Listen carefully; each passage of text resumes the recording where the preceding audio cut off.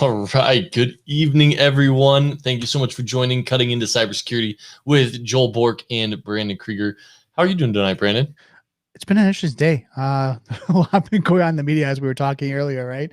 Some crazy stuff. I don't know if you guys have been following the Mandalorian, what's been going on with Gina, but we were talking about that before. I know. Is anybody sad to see her go? Well, maybe we won't get too much into it now, but it was kind of interesting. We were talking about it and kind of the landscape of cancel culture, and all of a sudden we had some comments from Vivek pop up, and we're like, wait a second, are we live right now? Well, it turned out he was commenting on last week's episode, and they were popping up in Restream today. So just funny stuff. So anyway, he's now over on YouTube. He's jumping all over the place. He is all over the place. But welcome, guys. Real quick, couple shout outs for the people who joined us. Sudesh, welcome, buddy. I think this is the first one you've hopped into. You still never sent me new pictures of your Tesla, so I want to see them. Please send those my way. Joseph Perry, welcome. And guys, if you haven't yet, please hit it like a thumbs up or the claps or something. What that does for Brandon and I is it puts your picture up in the top where the reactions are, and then we can actually see everybody who's in the stream. So if you'll hit a clap or a thumbs up or one of the emoji cons down at the bottom of LinkedIn Live, that would be awesome. And then we got Vivek over on YouTube and a couple others. So welcome, everybody. Glad to have you. Yeah, I don't want you to forget the guys are watching this on Twitch and YouTube as well. That's right. Twitch and YouTube, we're here for you. So, guys, today's pretty fun because, as you guys know, we're working through a lot of the CISSP content. Now, this relates to just cybersecurity in general or Security Plus. So if you're with us here for the first time today, please hang out, learn something new today. Today, we're actually going over all types of web application vulnerabilities, what they look like, and I'll even talk about how I have performed some of these in the past and a few nuances that you may not even see in the CISSP book, but are fun to learn anyways. So this is definitely in your wheelhouse. Yeah. So for those of you who don't know me, I am a threat hunter at IronNet Cybersecurity, so very much on the blue/purple team now. But I used to be a FedRAMP assessor, so I was a penetration tester and did network, a lot of web application pen tests and mobile pen tests, along with doing phishing campaigns against admins. Yes, we got a ton of clicks and even some physical stuff. So lots of fun. It's awesome. Yeah, so this is going to be fun. This is going to be a fun episode. I mean, guys, wherever you are, Twitch, YouTube, LinkedIn, ask us lots of questions to make sure you get involved. We're actually going to have an actual question period here where we're going to go through some CISSP questions and answers. And then, yeah, we want to make sure you guys are involved as much as possible. Yeah, that's what's up. And it is Joseph Perry's first time here, so let's give him a round of applause, everybody. Welcome, buddy. Excited to have you. So cool. We typically jump off with some questions for the CISSP. So we do about 5 questions. We walk through them. We give you guys time to answer. And one of these days, I'm going to drop a gift card to whoever can answer one of these questions the quickest correctly. So just a heads up, that is going to be coming. I think we should go to who answers the most correctly. Let's try that one. Okay. So we'll do like a 5 or 10, right? We'll come up with a gift strategy and ask us, actually, you guys, what gift card would you like? No, well, maybe Amazon, Best Buy. I don't know. Like, let's ask these guys. No asking. Take a poll real quick. $25 gift card. Is Amazon cool? Just say yes. We'll do it tonight. So whoever gets the most questions right and is quickest to it. So if you're right. So I think we got to do it somehow. Anyways, Brandon, you'll take notes on who was first. And if there's a tiebreaker, the person who's quickest gets it. Deal? Got it. Cool. All right, so we got $25 gift card coming up. We also, and that's on the questions that I'm going to drop here in a second, and then we'll jump into, yes, Vivek, the OWASP side of things, and really we're going to touch on the ones they want us to cover for the CISSP book. Think cross-site scripting, cross-site request forgery, SQL injection, stuff like that. So we'll talk about some of the tools that are used. It's not so much in the CISSP book, but it's good to know, especially if you're going for your CEH, Sec Plus, something a little more technical. So we'll touch on that. I see some people saying, sure, Amazon. Buffalo Wings. I'm with Manuel. Dude, if you win, I got you. Buffalo Wild Wings gift card to you. So I love B-dubs, man. Get some honey barbecue. Oh, it's awesome. Bomb.com. All right, cool. Well, let's jump in, guys. The game has begun. So remember, use the chat feature below. I might even recommend refreshing that so you have the latest in LinkedIn, because sometimes the delay can stagger a bit. But we're going to kick off with questions. And the first one, we've actually covered a couple weeks in a row. So we're going to jump right into this. Mm-hmm. So here we go. Let me go ahead and share my screen. Guys, remember, you can read the question ahead of us reading it and answer in the chat below. You guys ready? Give me some thumbs up or some claps here in the chat, and we're going to go ahead and kick off. You know Salome's going to be all over this, right? I know. Salome, Christine. Guys, this is your time to shine. We got gift cards coming your way now. This is fun. I'm glad we did this. All right, here we go. Question number 1. Whoop. Thanks for coming on. At which of the Orange Book evaluations levels is configuration management required? Now, Brandon, what is this? Is it ITsec or is it TCsec? Well, that's a good question, right? So now let's go back through. I mean, we covered this a while back, and I think we actually went through this question. Right? We actually went through this exact same question. If not this one, it was close, right? So when you're looking at this right now, I love to hear what you guys are. And we're going to give you a little bit of time to read this because I know there's a little bit of a delay, right? So you got like C1 and above, C2 and above, B1 and above, and B2 and above. So this, I would say, and let's see. Oh, we're actually getting Vivek's already in there. I know. We got Salome in there too. So we got a B and a C already in the house. All right. Walk me through it. Or are we not walking through? Let's walk through it after. Yeah. Let's give him a moment. Like, because now there's money on the table. There's stakes there. Amazon gift card and a Buffalo Wings potentially. I didn't steaks. I said maybe chicken wings. Okay. You said maybe, right? I did. So it's on the table right now. Okay, so we're gonna give you guys. We should have the Jeopardy music. Dun, dun, dun, dun, dun, dun, dun. No, that's not it. No, that's not it either. I got to work on my sound bar over here. Awesome. Okay, so is all the answers in? Who else do we have here that's showing up today? So I've only got 2 answers in, guys. You don't have to be the first because remember, if it's the correct. So if they're wrong, guys, at least throw an answer in there. At least try, right? Even if you're wrong, it's all good. There may be a tiebreaker at the end, so we'll give them. They get about a 40-second delay from us. But we've got Sean in here. We've got Emmanuel. We got Richard, Jamie, Michelle. Well, let's see. So we got a couple C's now. We got a B. Let's go ahead and reveal the question. Vivek said it's getting on. No music. It's going to get nerve. That's fine. Here we go. The correct answer is D. I don't think we had a D answer.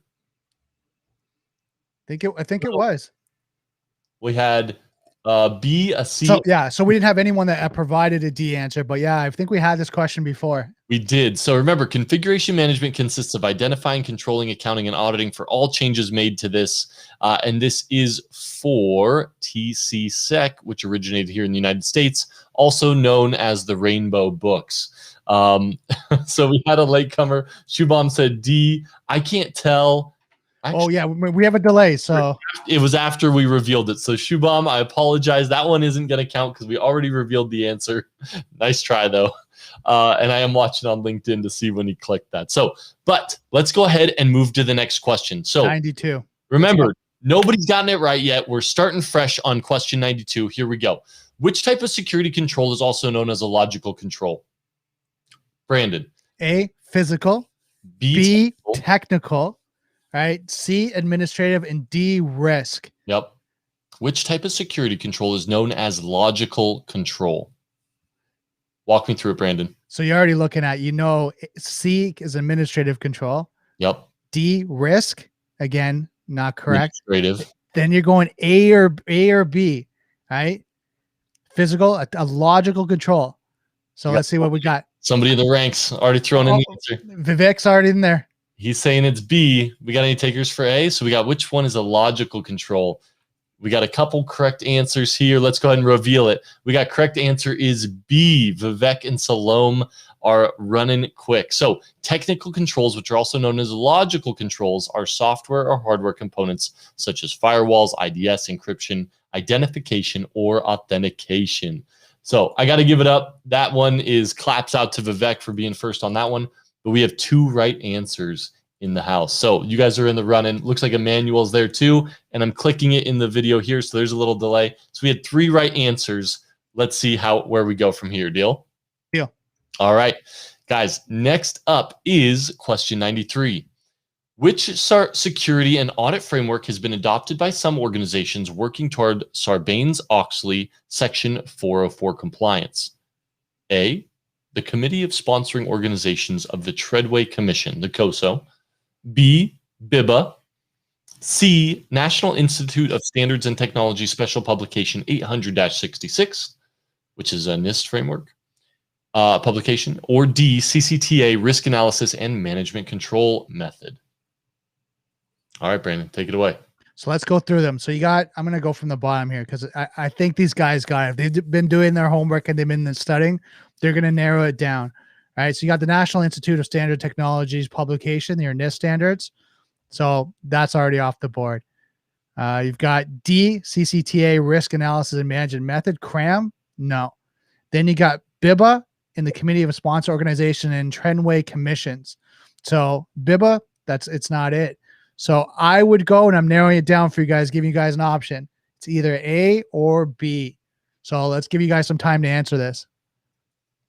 We got a couple A's in the house. We got a C in the house from Salome. All right, we got a couple. Here we go. Are you keeping track? You got a pen and paper? Yeah, I'm keeping track here. Cool. All right, so here we go. Correct answer is A, Committee of Sponsoring Organizations of the Treadway Commission. So let's go ahead and dig in. Looks like we had Vivek get that right, Shubham got that right, and Emmanuel got that right. So good stuff. Let's dig into this so you definitely get it right next time, because I've actually never seen COSO before. But it is a model for corporate governance, and COBIT, which I have seen, is a model for IT governance, right? So that's probably why I haven't seen it. It's for corporate governance. But COSO deals more at the strategic level, while COBIT focuses at the operational level. You can think of COBIT as a way to meet many of the COSO objectives, but only from the IT perspective. COSO deals with non-IT items also, as in company culture, financial accounting, board of directors responsibilities, etc. So good stuff. COSO is related to COBIT. Mm-hmm. All right. So looks like I believe Vivek's got 2 right now. Vivek is leading right now. What? Yeah, he's leading right now. He must be studying. All right, here we go. 92 and 93 he got right. So now 94. Let's go. 94. Here we go. Oh, wow. Look at this one. Okay. A widget company decided to take their company public, and while they were in the process of doing so, had an external auditor come and look at their analysis from the technology manager. The technology manager did not get back to him for a few days, and then the chief financial officer gave the auditors a 2-page risk assessment that was signed by both the CFO and the technology manager. While reviewing it, the auditor noticed that the only parts of their financial data were being backed up on site and not anywhere else. The chief financial officer accepted the risk of only partial financial data being backed up with no offsite copies available. Who owns the risk regarding the data that is being backed up and where it is stored? Oh, this is a good one. This is a good one. Your options, Brandon and team. A, the chief financial officer, who it looks like he accepted risk of only having that partial financial data being backed up. Right. B, only the most senior management, such as the chief executive officer. C, both the CFO and the technology manager. Or D, only the technology manager. Brandon? So as we walk through this, it's not only the technology manager, because you look at the actual paragraph in this scenario, they isolate the chief financial officer and the technology manager. Then you look at the C, which is both the chief financial officer and the technology manager. So here's the question. Who owns the data? Who is completely responsible for the financial data? So C and D, I would say no. And then only the most senior management, such as the chief executive officer. Well, he's not in charge of the financial data. Now we look at this. We got all these guys coming in with A. Well, we got Vic, Salome, Joseph. We got an outlier with C. So I'm narrowing it down right now to A or B to give you guys an opportunity to guess. Right. And let's see what you guys got come up with. All right. So here we go. I was hoping we could get 1 or 2 more we had in the run, and let's give them a second. But I'm going to go ahead and reveal this. Let's go ahead and see. It is only the chief financial officer. It is A. So well done, guys. And the reason why is it came back to the person who owned the data, and he accepted the risk, right? So it was sent to him. Is this acceptable? Can we survive losing this data and not having offsite copies? And he said yes and accepted that risk. Let's see if the answer said the same thing. The financial officer is a member of the board. The board members are responsible for setting the organization strategy and risk appetite. In this question, he accepted the risk of only partially backing up that data. So, how we doing tally-wise? Vivek still in the running? Vivek's still in the running with 3 right answers. Okay, and we had some B's, some C's, some A's. Yeah, that was a tricky one. But remember, if there's a executive who accepts that risk, it's on them, right? Mm-hmm. Oh, yeah. All right, guys. Last question of the day. Let's see how we do. We got some people crying over here. No, Frank, don't cry, buddy. It's okay. This is just practice. There is a $25 gift card, but we may have to do this more often. I'm having fun. I think so. Here we go. Last question of the night. The control measures that are intended to reveal the violations of security policy using software and hardware are associated with A, preventative physical, B, detective technical, C, detective physical, or D, detective administrative. Brandon? Well, it's not preventative, right? So, because the measure of the intent to reveal. So you're actually trying to detect. So that should narrow down B, C, and D, right? And then you have to look at reveal violation of security policy using software and hardware. So that removes the detective administrative. So now you're down to B and C. So you're looking at, is it technical or is it physical? So I'm going to leave you guys there. Let's see if you guys can answer between B and C. That's along with A. That are intended to reveal the violations of security policy using software and hardware. We got a B, detective technical. Let's see what we got. I think Vivek's waiting for Emmanuel to answer, which I'm not sure we should allow, but that's okay. Here we go. Come on, guys. Let's get them in. We got a D, and we're going to reveal the solution, but we're a little delayed, so let's give it a second. And the correct answer is B, detective technical. And yeah, I think it was pretty quick. As soon as they said software or hardware, it couldn't be the physical. It couldn't be the administrative, because remember, physical detective is going to be things like motion sensor light, physical CCTV cameras. Administrative, what detective administrative? This is going to be like auditing of records, maybe, Brandon? Security policies, right? Security policies. But then the technical, that's when we're getting into audit logs, IDS, IPS, etc. And yeah, Vivek, great point. Yeah, that was, I mean, it literally said software and hardware. Technical is screaming bloody murder, and using software and hardware. So the winner is? So here, we got an interesting situation here. Okay. So Emmanuel's got 3. Shabam, hopefully I'm saying that correct, got 3. And Vivek's got 3. Actually, Vivek's got 4. So I think we have a winner. Vivek was he on the right time? I think I know he was waiting there. He was. He was in. So Vic's got 4. That's what's up. Give him a round of applause, guys. Vivek, go ahead and throw in the chat what kind of gift card do you want, Amazon or B-Dubs Buffalo Wild Wings, and I'll see if I can send an electronic Buffalo Wild Wings gift certificate.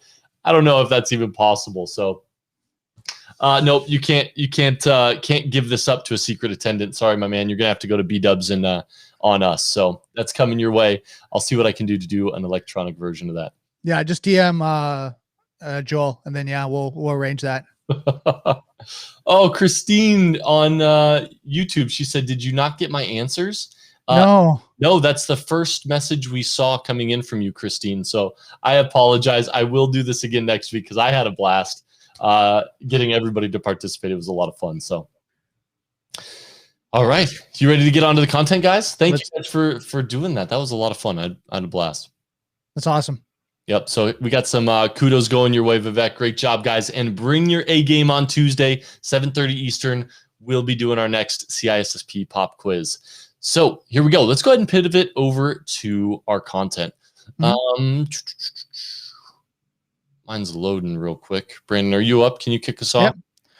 So assess and mitigate vulnerabilities in web-based systems. So this is kind of like I said, this is your wheelhouse.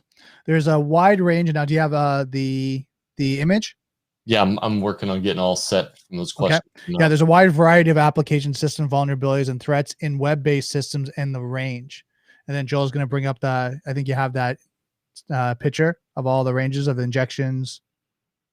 Yeah, I'm sorry, I was a little behind. Let me go ahead and get it. But Vivek was already, I think it was Vivek who said You know, are we going to cover OWASP? And yeah, that's kind of right up the alley. So let's go ahead and pull up the OWASP top 10. Now, obviously, these bounce around a little bit in between what's the first most used out in the wild versus second, third, and fourth. But here's kind of a general list of the OWASP top 10, right? So yes, Wild Wings is fine. You got to tell us what kind of sauce you use, though. Are you a honey barbecue? Honey garlic? Or are you like a suicide? Have you had those Parmesan ones? They're pretty bomb too. Those are my wife's favorite. But yeah, let us know what kind of sauce you're using. So, but back to the OWASP top 10, we got injection. That includes SQL injection, XML injection, right? There's a number of different kinds of injection. Then you have broken authentication and session management. And we'll touch on that a little bit as it refers to cross-site request forgery, which is down at number 8. But then you have cross-site scripting. And the reason why is cross-site scripting is different than CSRF or cross-site request forgery because you don't have to be authenticated for it to happen, right? Whereas cross-site request forgery, it's manipulating the trust in a web page based on session management. Then you have insecure direct object references, security misconfiguration, sensitive data exposure, missing function level access control, cross-site request forgery, using components with known vulnerabilities, and unvalidated redirects and forwards, right? So for example, everything is connected via API net these days. We got single sign-ons. You have your TurboTax is now connected to your banking information, right? And what if they're not validating that connection and it's redirecting you someplace you're not to? It's a big issue and it's being manipulated. Yeah, and Vivek definitely sequels first. He also said for next week he's bringing his A game, so you better. We got a CISSP exam to pass, my friend. There you go. All right. Now, when we're talking about OWASP, you know, how do you detect these types of vulnerabilities? Well, it comes back to your your web assessment methodology, right? And that's really where it comes down to. So let me go ahead and pull this up because there's a couple pictures. You know, I looked up web application methodology, and the picture I pulled up is this one. And I was looking at it, I'm like, something's missing.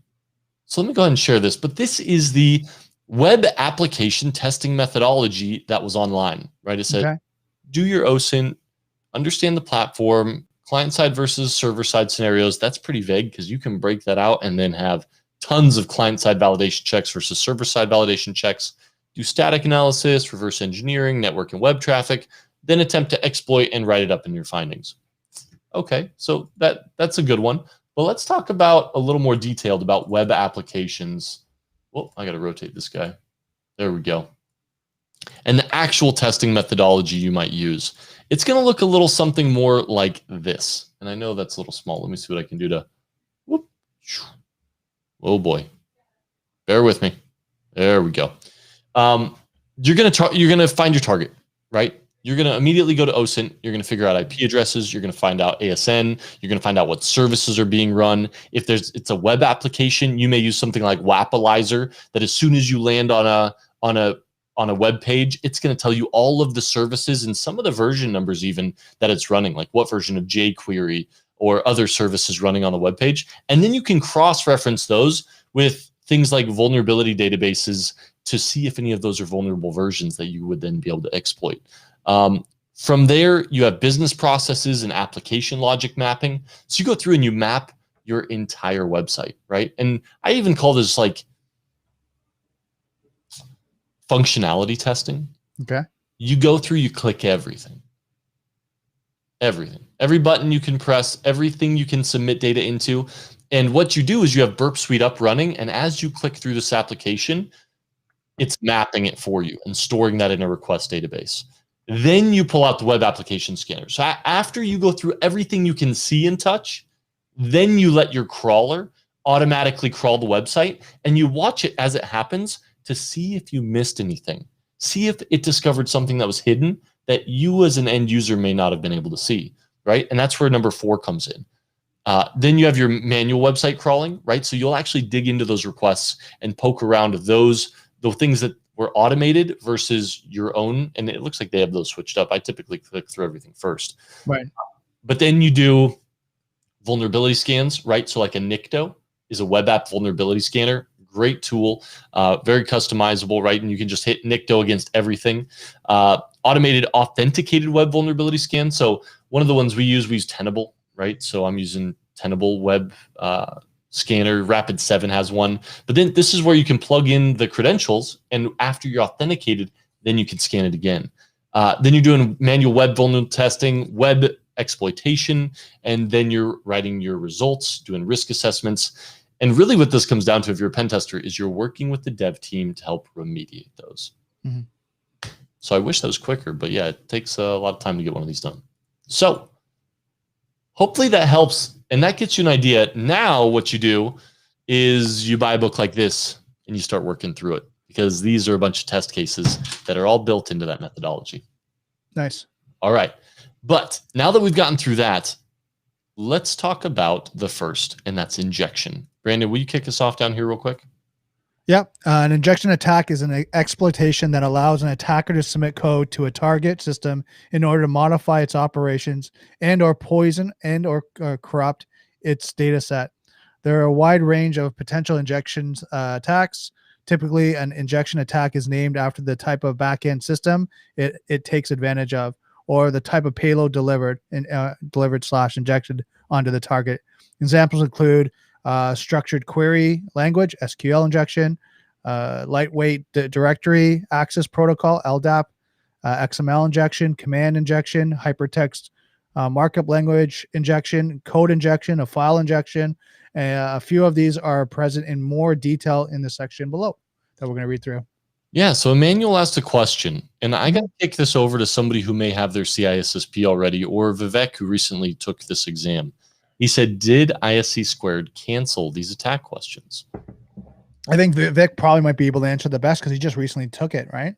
Yep. So Vivek, please give us some insight. Did you get any of these attack questions, like certain type of web app attacks? I know especially for Security Plus, for CEH, if you're doing any type of pen test certification, you're going to need to know these. But Vivek, I haven't taken the exam, so please give us your insight into that as we dig through this. It was in not just the online study guide, but also the book. So, right, these are all in existence in the study guides that we have and that are most current.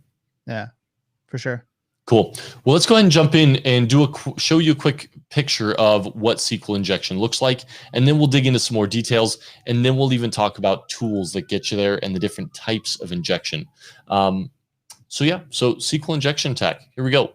So SQL injection is going to look a little bit like this, right? As you're digging through a web application, or if you're actually targeting an application, you're going to go for any input submission fields, right? And you're going to identify a SQL-driven website, and you're then able to inject malicious SQL queries into those submission fields, right?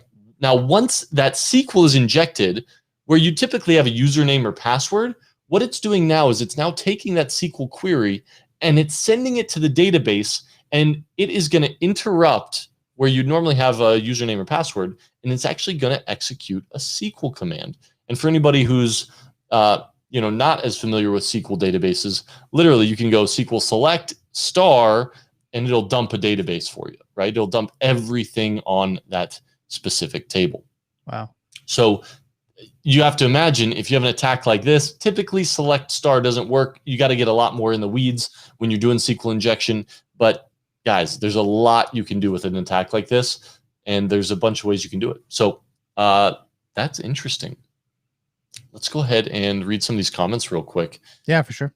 Because, so Sean is saying, isn't insufficient logging and monitoring included in the OWASP top 10? Sean, it might be. I grabbed that online, but I didn't verify what year it was from. And after Sunburst, if it's not, it should be. Because I tell everybody after the Sunburst thing, we had a lot of organizations who they went and they looked back and they said, whoa, we have compromised accounts, but we only have logs going back 9 months, right? So my recommendation to every security individual today is audit your security policy and your log retention policy. Because if it's not going back more than a year, it's not long enough. And Sunburst is a great example of why that's the case, because storage is relatively cheap. Now, in regards to Emmanuel's question, he said he did not see any attack questions at all. Absolutely not. Well, darn. Oh, so no quirky questions like what tool for what, et cetera, et cetera. But Vivek, did it talk about SQL injection or any of the top attacks like cross-site scripting, cross-site request forgery? Let me know, because we are pulling this information right out of the CISSP book. So if not, you may have gotten an exam without one, but we'll definitely verify, and it's still good information to know. For sure. Cool. Let's go ahead and dig a little deeper, because we did have a comment from Vivek of an example query that would be sent. And I wanted to show you what this would look like. So let's start over on the left where the attacker is, and you're going to see http students.com, and then the student ID equals 117 or 1 equals 1. And what that is that's a true statement, right? So then what it does is, as it's sent in the form, you can see it's going to go select all from students where student ID is 117 or equals true. And then that SQL database is going to say, hey, I'm going to return data for all students because it's true.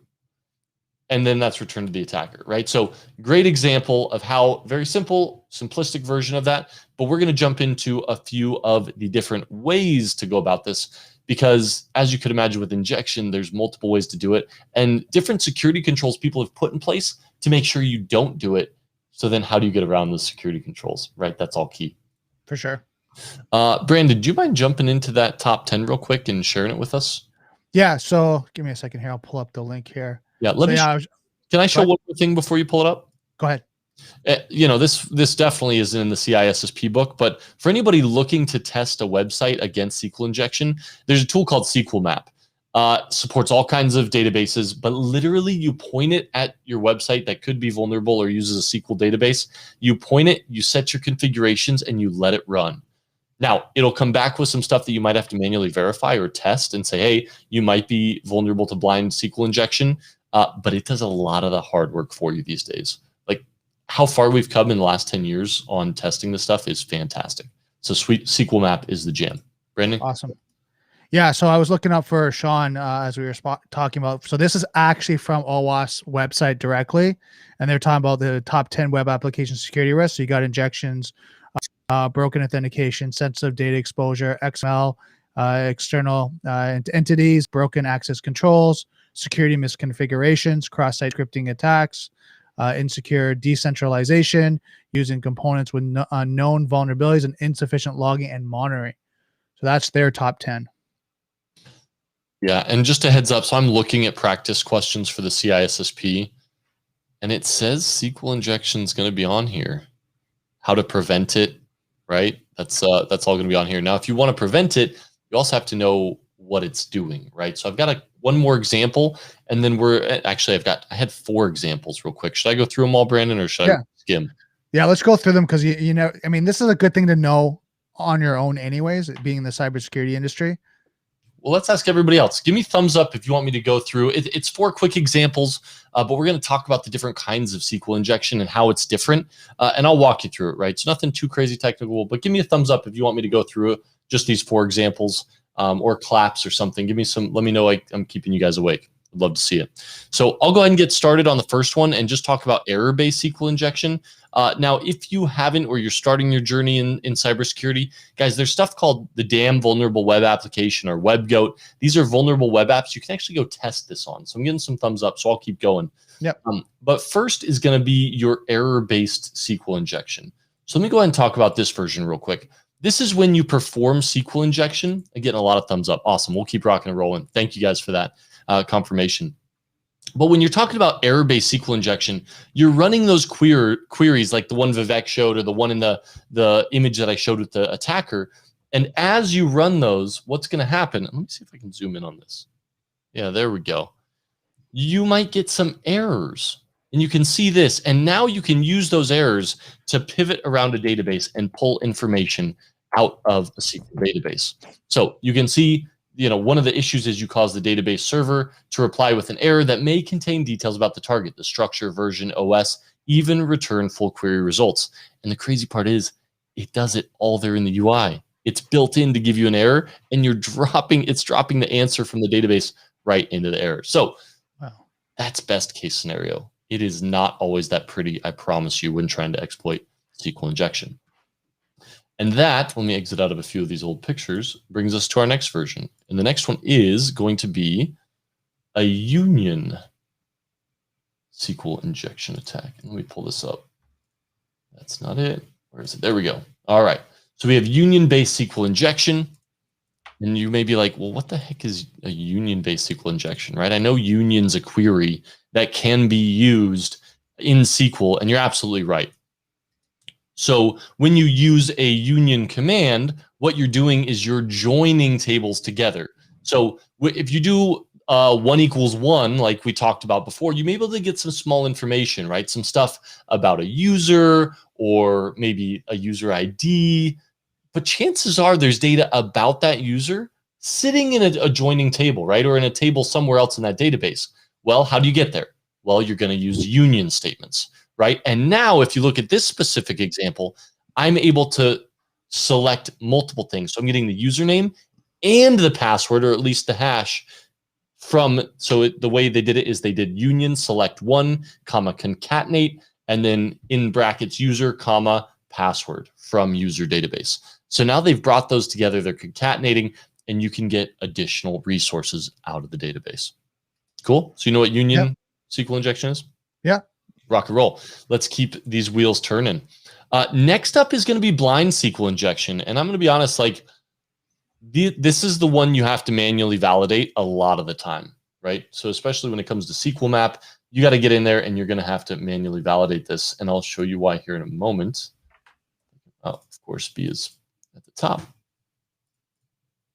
But when you have blind SQL injection, I know this is small. Let me blow it up. Well, let's talk through it first. So you could try a Boolean-based payload, and this is Boolean blind SQL injection. But basically what you're doing is you can try a 1 equals 1 where it creates a true statement and see if you could pull something out. Let's go ahead and blow this up real quick for you guys. But sometimes you can get examples, right, where it's not going to actually dump it out. And I'm going to be totally frank here in a minute, but let's go with this example. So this is saying, hey, I'm going to do a 1 equals 1, right, statement and submit that into the submission form. And what it comes back with is user ID exists in the database.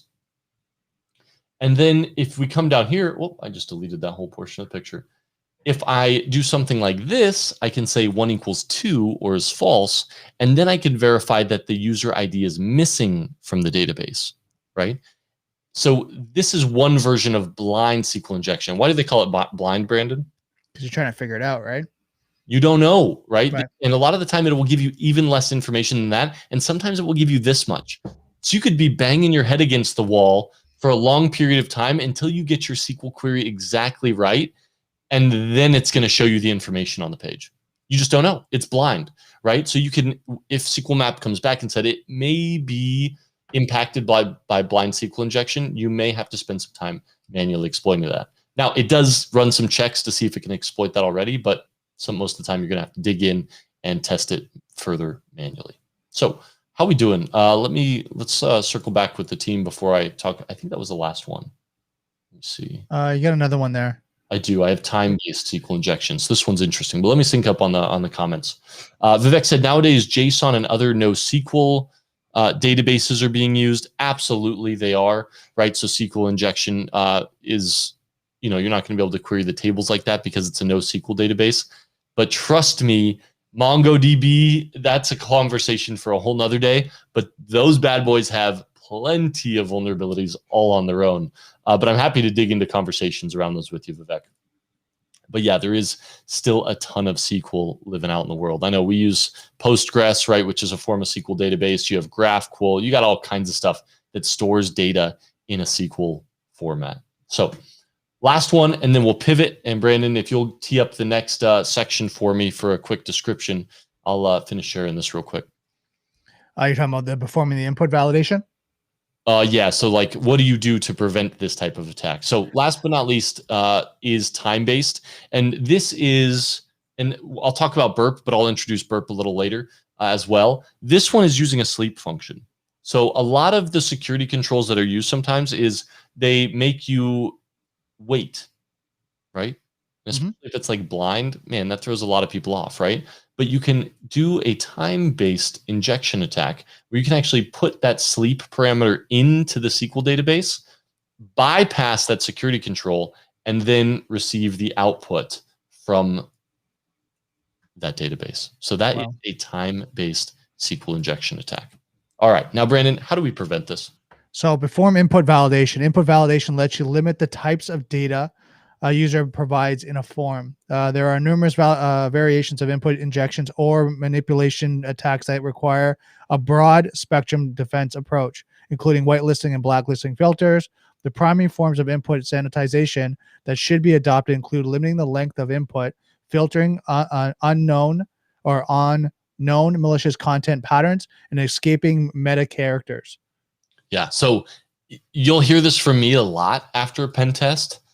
Guys, we got to work on your input validation, because this is the answer for a lot of issues you see in web apps. Is input validation, input validation, input validation. Now, the other one is limiting account privileges, right, Brandon? So Yeah. The purpose of the SQL injection is, here's how your architecture's set up, right? You have the end user, and then you have your web server in your DMZ, or your demilitarized zone, right? And you have a web application firewall in front of it, hopefully these days, but at least it's got firewalls on either side. Now, deeper within your organization, behind a secondary firewall, is going to be that database. So what the attacker is doing is they are able to hit the web app directly, because it's in the DMZ and it's publicly facing, and then they're using that web app to get past that secondary firewall and grab the resources in the database. That's why this is so frequently abused. So if you limit the privileges that web app has to the database, you're going to see a lot fewer issues when it comes to data leakage. All right, so let's keep rocking and rolling. We can kind of talk about this, but we kind of already did. Meta characters are the characters that are used by special programming meanings. Will you name a couple of these off, and you guys will know exactly what we're talking about? I mean, you're looking at the, as you guys know, the vertical pipe symbol, question mark, asterisk, the plus sign, open, close, curly brackets, open and close parentheses. Like, you guys know them all the special characters. Right. So when you inject those into a submission form, sometimes that message messes with the back end logic happening on the database. And if they're not doing input validation, that's going to be an issue.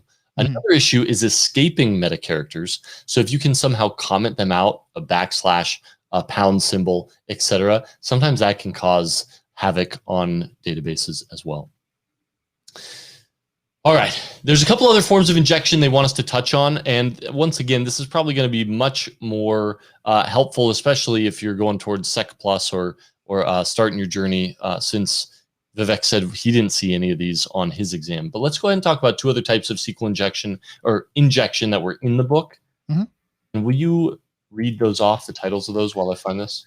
Yeah, so you got the LDAP injection is a variation of an input injection attack. However, the focus of the attack is on the back end of an LDAP directory service rather than a database server. If a web server front end uses a script to craft LDAP statements based on input from a user, then LDAP injection is potentially a threat.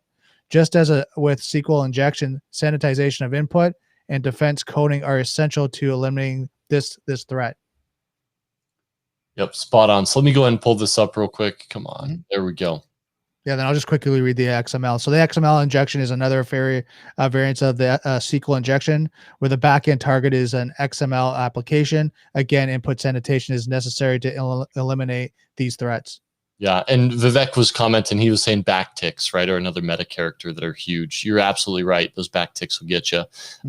Now, when we're talking XML, just like you said, right, it's using extensible markup language. You're modifying XML requests. Once again, if you have a good application, it's doing input validations, you won't have any issues. The other one that's huge, and a little background helps on this, especially if you ever get a question about this, but the lightweight directory access protocol. Do you know where that came from, Brandon? No, actually, where did it come from? Well, thanks for asking. Let me tell you. Actually, the telephone companies developed this. It was directory access protocol back in the day because they needed a quick way where they could pull up a username and an address and a phone number, right? Kind of first, last name, kind of the basics that would be in a Yellow Pages. Okay. So they used that, but then it was quickly used by everyone else. Oh, it says right here in the picture, right? But if you're doing LDAP injection, now you can manipulate the application results and think dumping of lots of records. That can happen through LDAP injection. So those are two other forms of injection that are related to that OWASP top 10 number 1. Nice. Cool. All righty. I think we're on to our next one, and that is directory traversal. You want to kick us off with this, Brandon? Yeah, sure. A directory traversal is an attack that enables an attacker to jump out of the web root directory structure and into another part of the file system hosted by the web server hosts OS. A common but historical version of the attack was against IIS 4.0 hosted by Windows NT 4.0 server. The attack used a modified URL to directory traverse out of the web root into the main OS folder in order to access the command prompt executable. And then, do you have an example? Yeah, I've got a couple actually. And Vivek said, yeah, a lot of his were judgment questions.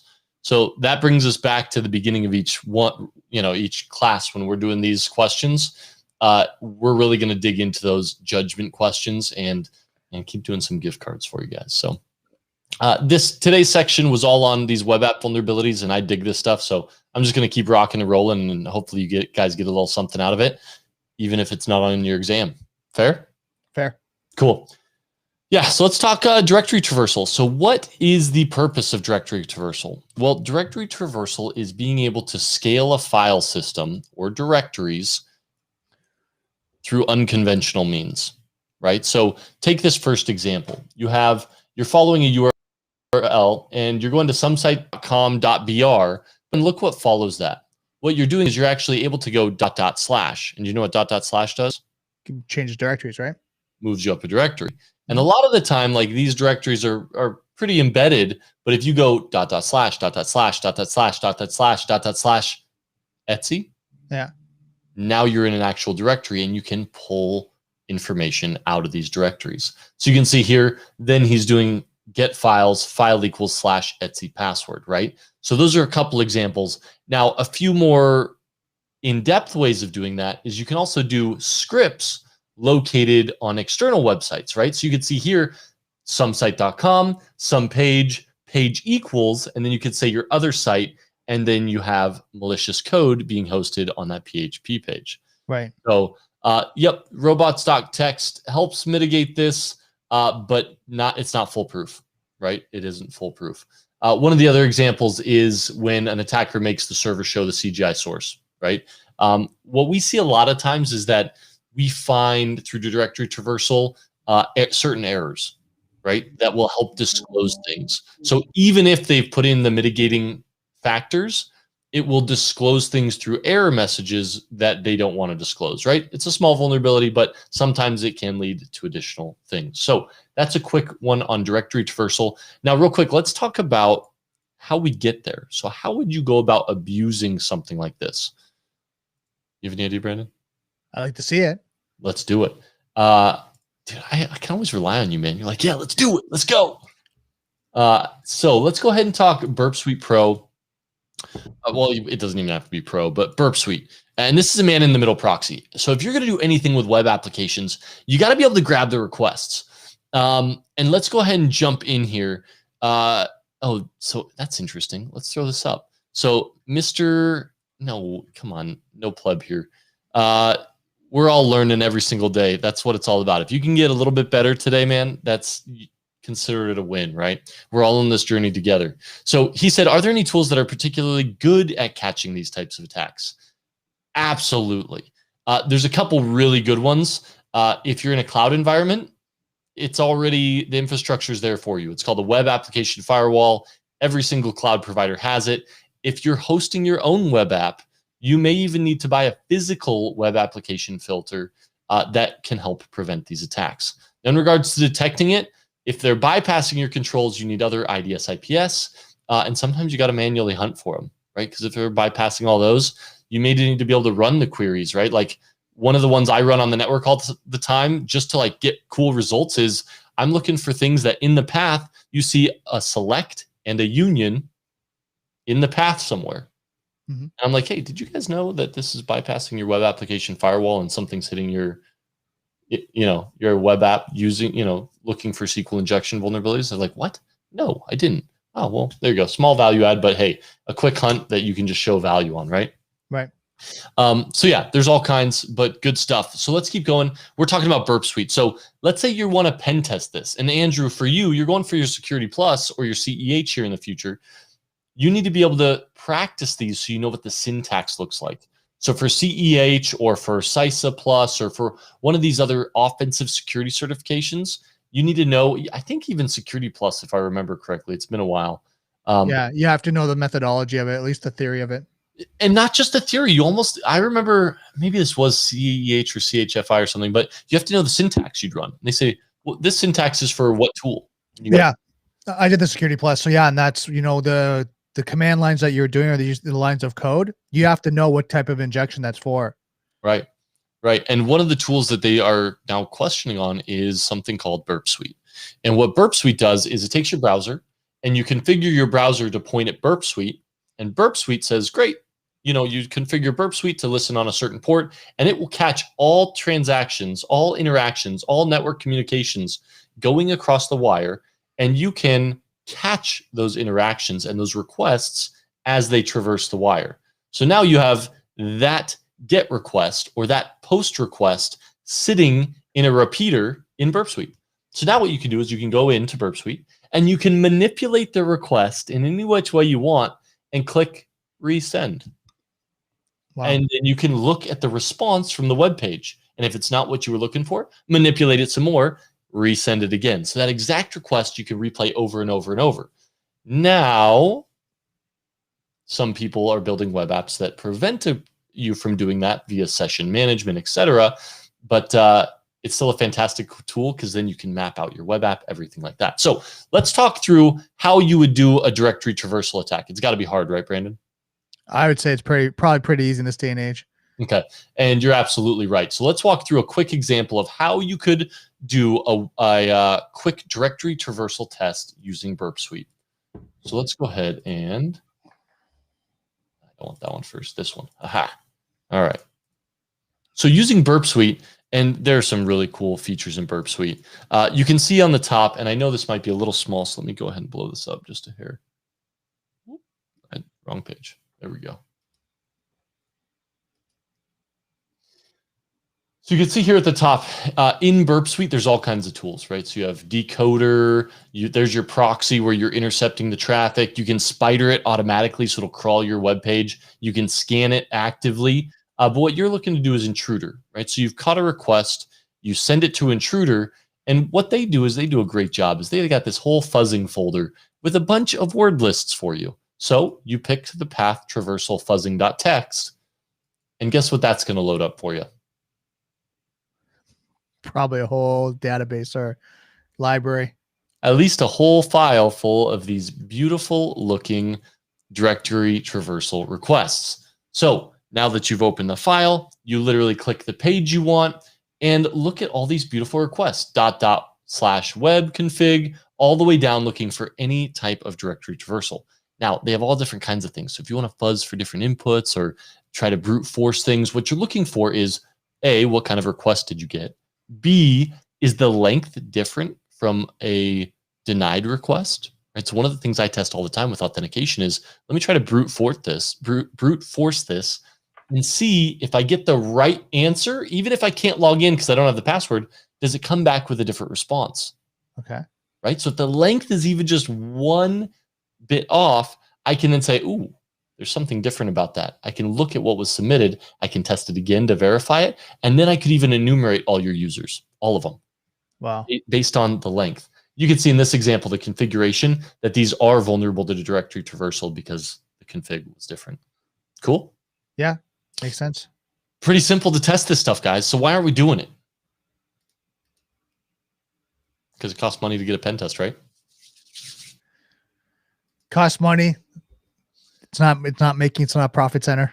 That's right. Or could it be? Not necessarily. As you know, as all of us know for organizations, right? It's not making them profit. It's protecting their assets. Well, and let's ask Andrew Chapman if he's still joining us, because we have an offensive team, but like marketing red team is hard, right? So Andrew Chapman, tell me, like, we got a red team. Do you have people calling you for red team services? I mean, they, these organizations have slews of organizations now who perform pen testing. And the hard part is, you hear a couple companies who are really good at it, like FireEye or companies like that. But how do you know the results you're going to get are good? Well, I know our red team is fantastic because they used to work at NSA and they just kick butt, but it's tough. Right. It's super hard. Yeah. So Andrew said it. Hey, it's super hard to market that, right? But yeah. Anyways. Well, I mean, and let's put our CISO hat on, and you guys are going to go for like your CSSP. Speaking to management, being in that management role, what's the main? And I'm going to ask you guys this to kind of jump you back into this. What's the main role for a CISO, right? And that level of executive when it comes to security? Is it looking at the technical controls and the actual security, or is it the profit of the business? Both. Profit first, security second. When you get to the higher levels, that's the main concern, right? Is protecting the profits of the business and looking at ways to increase the profits, right? That's their main concern, right?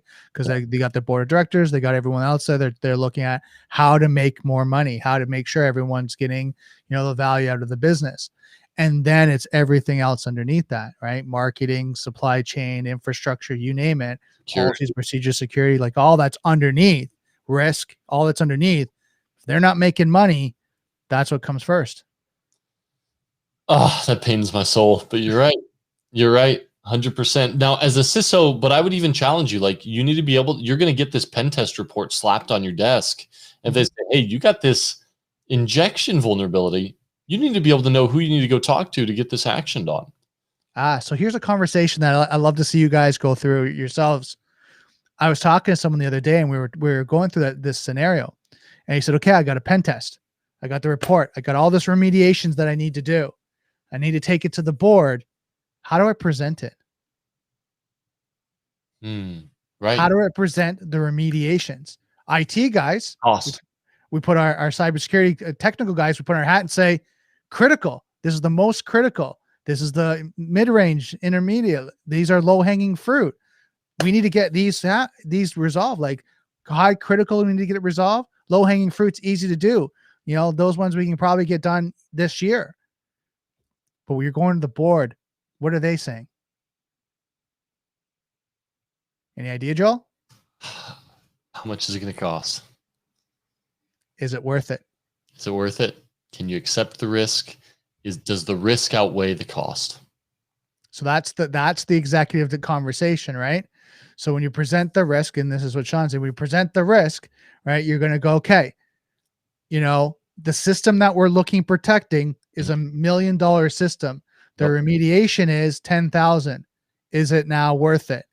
Right? To protect $1 million risk? But yes, it is. What's the annual rate of occurrence? But that's where they look at your that's where you look at your remediation, your report, your pen test. If it's critical, high critical, right? And you've now established that this can be breached and it's your $1 million asset, right? Making $1 million for the company a year. And it's only a $10,000 remediation. Now they're going to buy in. If it's only making them $10,000 and it costs them $50,000 for remediation, we'll accept the risk because it's a cost center. So Brandon, question to you, because you're 100% right. And Sean is verifying that. He said, presented as risk versus the time, right? Or the annual rate of occurrence. But Vivek said, okay, in software testing, which type of test requires less skills, white box or black box? Now, this is for me, like this is your world. I'd say black box would, because white box, you have more information, right? Right. But here's the kicker. When it's white box, they're going to be giving you the source code, potentially. So you'll get this often. Well, you need to be able to read the code, analyze it, and then exploit the code itself. So actually, now, I think it's going to be worded a little different. But if it says, if which one requires more programming knowledge, it's going to be white box testing. Black box, you're very much not analyzing source code. You're very much using Burp Suite, fuzzing things, testing input validation, testing authentication and session management, etc. Okay, makes sense. Yep. And then we had a couple other comments. Sean was saying there might be a component of regulation and reputation, and then you might get and what Sean's doing is he's got a great point. There might be compliance, regulation,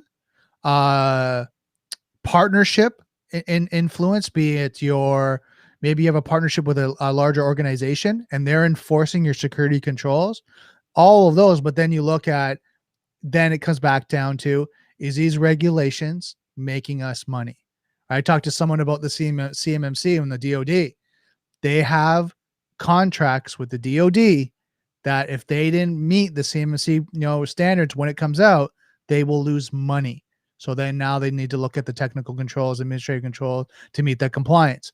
Other than that, like other companies talking about, could I get another supplier? Can I work underneath someone else? Do I really need to do that? But when they start putting dollars and cents there, that's when now it comes alive that we need to get this. I've had companies come to me where their like larger clients go, we need you to have these security policies and controls in place. And they're like, we need it by yesterday. Like, there's no question. Well, how much does it cost? Let me sign the check. Like, let's go. You're going to see larger organizations push this down on their supply chain now too with SolarWinds. They're going to start dictating, hey, we'll buy your product, but you have to have this. It's coming. It's on its way. So guys, it is 8:30. We blew through that hour. I still got a lot more content. And since it potentially isn't going to be on the exam, Brandon, will you keep going past time with me? Yeah, we'll go for a little bit. Cool. So we'll go for a little bit longer with you guys. If you have to hop, thank you so much for joining us. Honestly, today was a blast. I look forward to these every single week on Tuesday and Thursday. Thanks for joining us. If you want to stick on, we're going to jump into some cross-site scripting, cross-site request forgery, and clickjacking. And we'll dig through those and the nuances of each, and then we'll wrap up the session here in probably about 15 minutes. So feel free to hang out with us for a bit. Give us some claps, some thumbs up. We appreciate you guys staying awake with us here this evening. All right. So will you jump into cross-site scripting for me, Brandon, and I'll get it all prepped. Yeah, give me a second here. So cross-site scripting, XSS, is a form of malicious code injection attack in which an attacker is able to compromise a web server and inject their own malicious code into the content sent to other visitors. Hackers have discovered numerous and ingenious methods for injecting malicious code into websites via Common Gateway Interface, CGI scripts, web server software vulnerabilities, and SQL injection attacks, frame exploitations, DNS redirects, cookie hijacks, and many other forms of attacks. A successful cross-site scripting attack can result in identity theft, credential theft, data theft, financial losses, and a planting of remote control software on visiting clients. 100%. Now, when you think cross-site scripting, basically the way you validate you have a cross-site scripting attack is you can basically pop up a pop-up box that says test, right? Because you're basically able to run a script in and generate that, and that validates you that you have a cross-site scripting vulnerability. Now, you can do a lot more maliciously with that, but that's a quick and easy way that, I've seen it a million times. Hey, look, you have a cross-site scripting vulnerability, and they show this to stakeholders, and it's like, you just popped up a box that said test in it. Like, that's not cool. But so we got to be able to go through, and we have to be able to tell stakeholders why this is a big deal. Mm-hmm. So what can somebody do with cross-site scripting? Well, you talked about it, but I love bringing up the pictures because it helps me personally be able to visualize it. So when you start at number 1 in the bottom left with the perpetrator, it says, okay, he's discovering a vulnerability. He might have done a scan, and he's now validating that it's vulnerable to cross-site scripting. He then injects the website with the malicious script that will steal a session, right? So you can actually steal a session from the website. So for each visit to the website, this script is then activated. It will then send the session to the perpetrator, and then you can now impersonate that website visitor. That's the issue with cross-site scripting. And it can be a huge issue, right? What are the few business risks? What can happen if somebody's impersonating one of your users, Brandon? Well, I mean, you look at like the access and permissions they might have, right? Alone, like if they get administrative control, data leakage. What else? Well, they can traverse the whole system, right? They can go from one access point to another if they're able to get through with permissions. Right. Loss of trust at a massive scale. Imagine if it goes on for a while, right? And now they're, pulling sessions and impersonating multiple users. It's a big deal. Well, and as we all know, and being in the industry, these guys could be doing reconnaissance for 6 months. Yeah, absolutely. Right? Now, pulling session token, we see this often with little bit different, but MageCart is still, they're injecting websites with JavaScript that is then scraping payment information, but similar stuff, right? You're getting your website compromised and they're spending a lot of time pulling this stuff. And a lot of the times, if you're not looking at it, they have a lot of time to perfect their tradecraft. So what can you do? Well, there's a bunch of products out there that can help do phishing protection, cross-site scripting protection, but the best way to do it is ensure. Well, let's take a peek at this documentation. Right, the defenses include maintaining a patched web server, using web app firewalls, operating host-based intrusion detection, auditing for suspicious activity, and most importantly, awkward pause there. Server-side input validation. Common theme, right? Very common thing. Cool. So let's go ahead and jump into cross-site request forgery. And then after that, I'm going to talk about why cross-site scripting and cross-site request forgery are two peas in a pod, with a really good example that some of you may actually remember. Awesome. So I'll read that. The cross-site forgery XSRF is an attack that is similar in nature to an cross-site scripting attack, XSS. However, with the XSRF, the attack is focused on visiting users' web browsers more than the website being visited.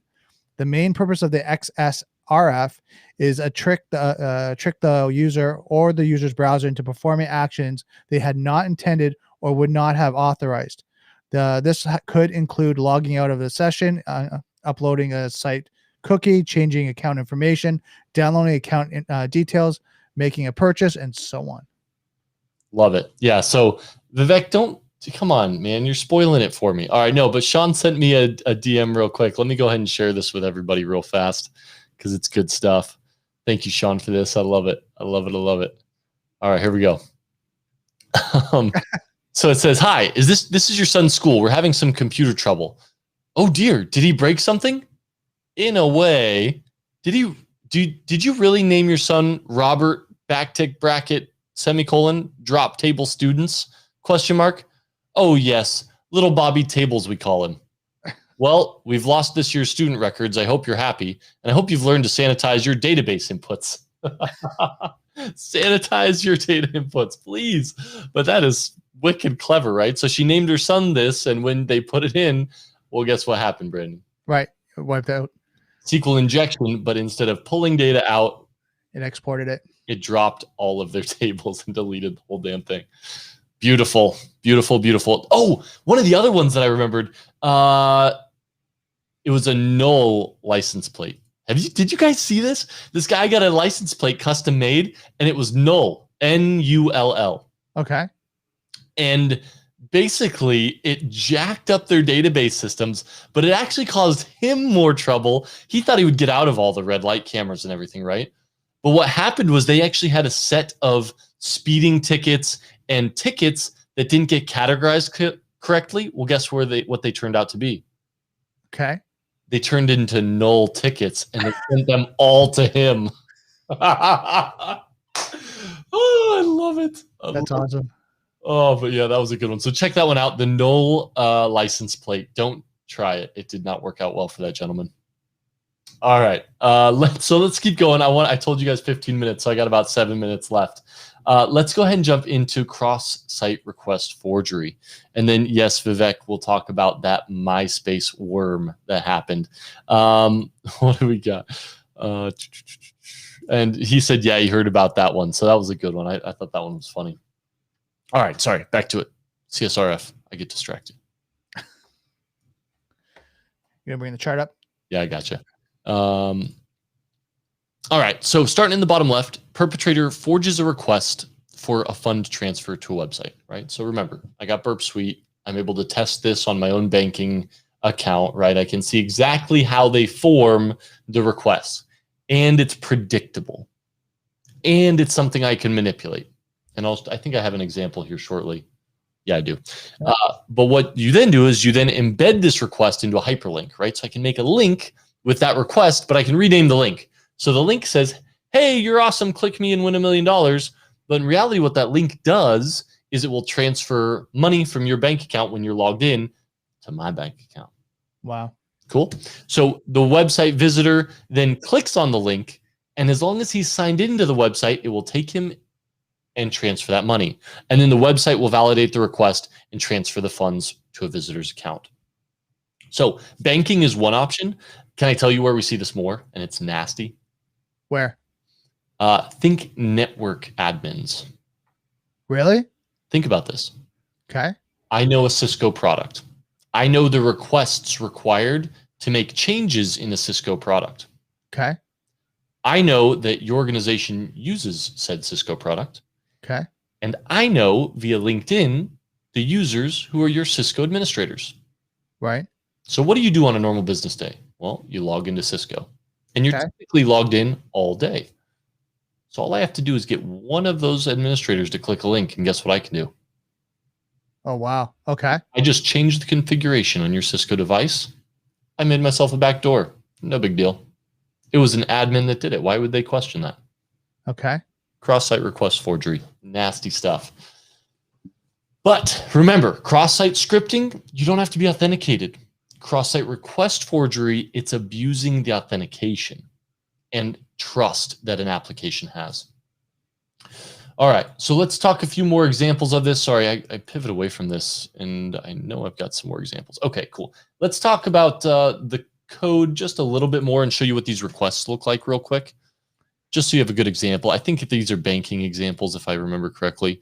Yeah, so check out this GET request, right? So there's a GET for an account equals person and amount equals, what is that, 100? Yeah. On this and zoom in a hair. 100. Yeah, it's 100. Okay, you guys, you know what? You guys can probably see that. Okay. But then it says the hacker, but most likely just, yeah, it's a hacker. But basically what he does is instead of transferring it to the account person, he's transferring it to account attacker. So then if he embeds this request into an innocent looking hyperlink, that this hyperlink says read more, but guess what he's doing? You click it, as long as you're signed into your bank, it's going to go ahead and make that transfer. Right. So that's your banking example that I kind of mentioned earlier. And then let's talk about, oh, this is a good one. I thought this was clever. Once again, I kind of bring up the Cisco example because I've seen it and done some IR around it. But this was a good one. You distribute this hyperlink via email to a large number of banking customers. Well, I'm going to guess in the past, one of the main things people probably used to get on their devices for was banking. Right. Now it's probably social media and YouTube, right? But back in the day, it was like banking and AOL Instant Messenger, right? Right. So the problem is, as long as one of them clicks it, it's going to initiate that transfer. And you can see down here, it's using a form, not just the Ahref, which is a hyperlink, but it's using an actual form to then transfer that amount with the link view my pictures. So clever stuff. But that's mass dissemination of this, and all you're hoping for is a couple. You don't need everybody. You just need one or two. Right. So good stuff. Now, let me see where we're at. Now, what I do typically, and this is related, but go ahead and read that for me real quick. Yeah, one form of XSRF infects a victim system with malware that stays dormant until a specific website is visited. Then the malware forges a request as the user in order to fool the web server and perform malicious actions against the web server and or client. Keep going. Read me about, well, here, let's talk. Yeah. So are you familiar with Zeus? No. Okay, so Zeus was cool because it will ride on your system, and it's a banking Trojan. So it actually ride on your system until the user will visit the online site. Oh, wow. Okay. After it checks the balance and determines their bank account number, those details are then sent to the controlling attacker, who then initiates the transfer. And this is an example of malware helping you steal money, right, from a victim's account. But it'll basically sit there and wait for you to validate your credentials, and then it'll send information back to the attacker. Wow. Pretty gross stuff. Yeah, that's Zeus for you. I think it's back up and running. But yeah, so when we talk about CSRF, yeah, we talk about clicking links, but nobody clicks links anymore, right, Brandon? Yeah. Well, what's cybersecurity awareness training has been going up since the pandemic. Let's put it that way. That's fair. That's fair. But let's talk another form of cross-site scripting, and I use this one a lot actually during pen tests to validate that that clickjacking is a what? Let me show you what I mean. Yep. So what you're able to do is this, and it's abusing that trust model, right? So what you have is you have a website, right? And you see this nice little liked button, and you got to like it, right? Mhm. Go ahead and click like. Now, what I do is I typically do an unsubscribe feature, right? So I'll say, hey, come to my website. I'll spam the crap out of you, and I'll leave unsubscribe in a huge button. And guess what? Everybody wants to unsubscribe, right? Right. So they traverse to my shitty web page that I put up just so they can unsubscribe from it. So I'll leave them alone. And they click, instead of like, they click unsubscribe. Well, guess what they don't know? Oh yeah, there's probably code in the background, right? Well, the beauty of clickjacking is I can put whatever the hell I want under there. Right. So I can make the website look like an actual valid domain, whether it's Amazon or a travel website, something like that. But then you'll click my link and it's going to redirect you to wherever the hell I want. Right. So that's, or run a code. or, yep, as long as you're logged in already, you will then perform my interaction that I want. Mhm. Good stuff. So that's clickjacking. And now to wrap it up, let's see what we got. We got some comments. We got Vivek saying OMG or the negative for quantity on shopping websites. Yeah, man, shopping websites get abused all the time. A lot of time we'll find mage cart stuff, and I've sent probably 6 or 7 website admins that, hey, your website's been compromised. You got mage cart stealing all your users' info and sending it to Russia. You might want to check up on that. And you basically see it when they submit payment, right? It'll submit payment and you'll see one valid request. Well, guess what? MageCart will duplicate that request and send it to Russia or China or North Korea. And boom, they just stole your credit card info. Wow. Yep. That's crazy. So let's talk those put together. Well, there was a famous breach back in the day. And Brandon, tell me, were you ever on MySpace? No. You weren't on MySpace? Oh, no. Man. Those are the good old days. Well, there was this guy named Sammy, and Sammy decided to do something interesting. He decided to use cross-site scripting and cross-site request forgery so that whenever anybody clicked on his profile, guess what would happen? Oh my God. Yeah. Okay. It would automatically send him a friend request, and it would make him one of your heroes. Okay. And I think you could have 6 heroes or best friends or whatever the hell they called it. But what that did was every time somebody's like, what is this? They'd click it, and it would add them as a friend, add him as a hero to their profile. So then anybody who goes to their profile, they'll be like, who's this Sammy dude? They click his name. They just automatically added him as a friend, added him to the hero. And that was known as Sammy's worm. And what happened was the FBI raided his, I think it was the FBI. Somebody raided his house, arrested him. He got, I think it was 3 years of probation. He got 90 days where he could only have one computer without internet, and he had to pay like 20 grand or something for wow. damages. He just wanted to have more than 70 friends. Poor guy. Smart guy, don't get me wrong. But that's the abuse of cross-site scripting and cross-site request forgery together, is it looks a little something like this. And I know it's a little technical, guys, and it's late at night, so bear with me. Last picture, I promise.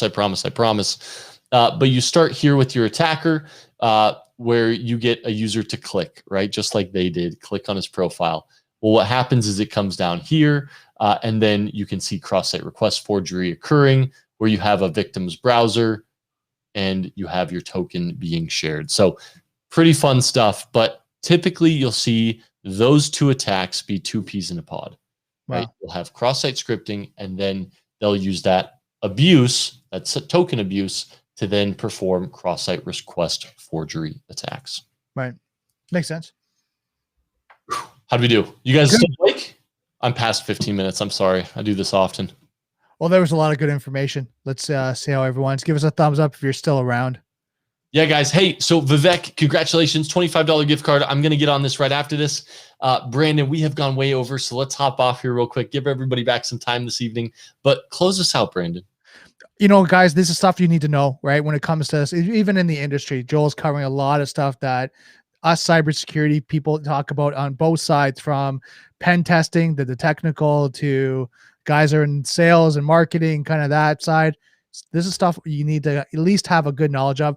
And if you're doing the exam, like you guys are all doing, CISSP, it's good to know to be able to go into it and have this base knowledge. So Joel, thanks so much for that. And please tell your family, tell your friends, tell everyone, come out on Tuesdays and Thursdays. You guys are awesome. We're going to start to make this more exciting with like Amazon gift cards and things that we're going to do. We're just going to keep it, make it better and better for you guys. Yep. Hey, we're here for you guys. Thank you so much for joining us. Everybody on Twitch, YouTube, and then our best friends here on LinkedIn. Thank you so much, guys. We love you all. Have a great night.